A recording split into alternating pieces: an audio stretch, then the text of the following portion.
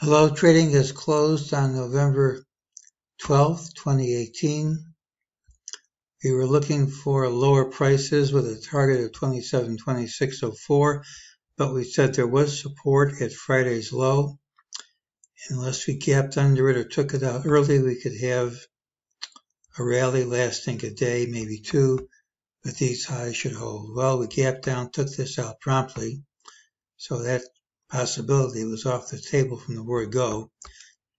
This was the target from November 7th, and within a fraction of a point, that was today's high.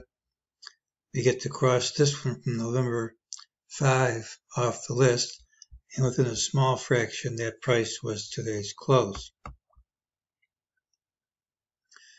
During the day, MEJT said higher and lower price would print, which they did. Said this drop would retrace, all these rallies would retrace, and that's all happened.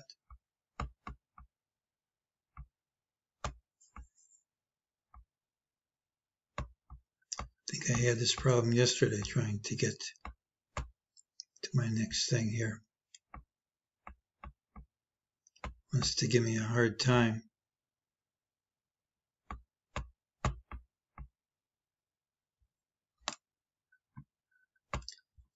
I don't know why it won't let me get back to my other screen, but let's just go over this. That it's negative when you start out high and low. It's negative when this pattern doesn't close near the day's high. All in all, we should see lower prices tomorrow.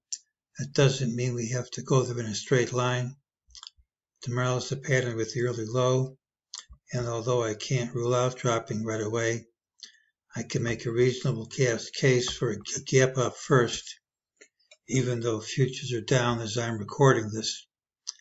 But that's not where the money is, and I look for lower prices tomorrow, and that's today's call.